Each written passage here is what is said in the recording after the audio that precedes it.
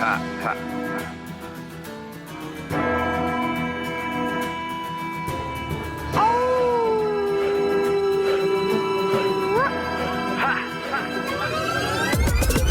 and swords, field of wars, fighting my blood down to the core. Warriors from medieval age, fear the reign of night brigades. Crusades into the room, moving through the temples and tombs. Scared and placed, prepare to face Professor Awesome and the minions of doom. Professor Awesome and the minions of doom. Professor Awesome and the minions of doom. Professor Awesome and the minions of doom. Professor Awesome and the minions of doom. Professor Awesome and the minions of doom.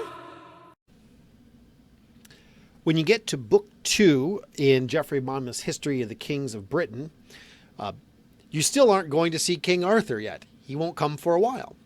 And what you see are the immediate descendants of Brutus and the kings that come and queens that come after him. The queens is very important.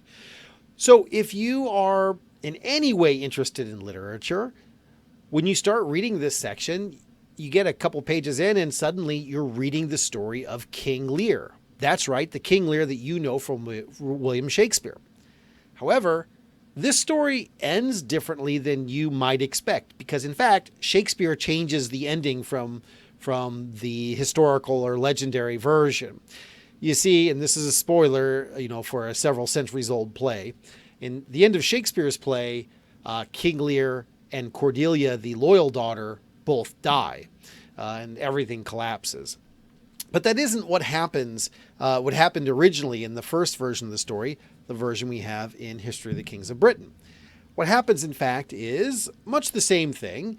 King Lear decides to divide his kingdom up. He gets his daughters to praise him. Two of his daughters praise him a great deal. One of them says, "Look, this is silly. I love you as much as I'm supposed to love a father. That's how much I love you." And he doesn't like that answer. And it goes much the same way as everything falls apart, much the same way as it does in Shakespeare's play. But what happens in this original version is Cordelia, when she comes back, she's able to win. She isn't defeated by the sisters. She defeats the sisters. She puts her father back on the throne. And then after her father, she then rules after him. And the line goes on from there. So what's happening here in this original version? Well, we're seeing here a theme that is set up by Geoffrey of Monmouth. And we kind of see his idea about what went wrong. Why are the Britons now a defeated people? And why are the people who defeated them defeated? They didn't even get to come back and get immediate revenge. They're really down the totem pole now. And the reason, what we see here are two themes. One is being divided against yourselves. King Lear tries to divide his kingdom.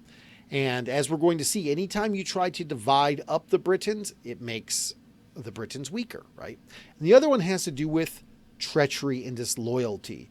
Here we have daughters who are being disloyal to their father, and almost everything goes wrong. Cordelia comes back and makes everything better.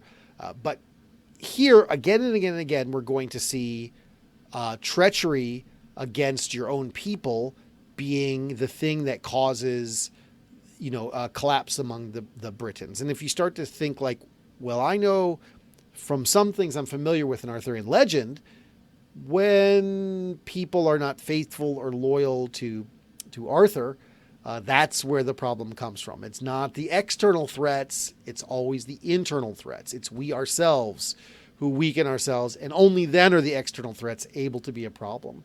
Because as we'll see in the story of King Lear, as we'll see through the broad swath of what happens with the history of the kings of Britain and Arthurian legend, you have to divide yourself first before your enemies can come in and defeat you.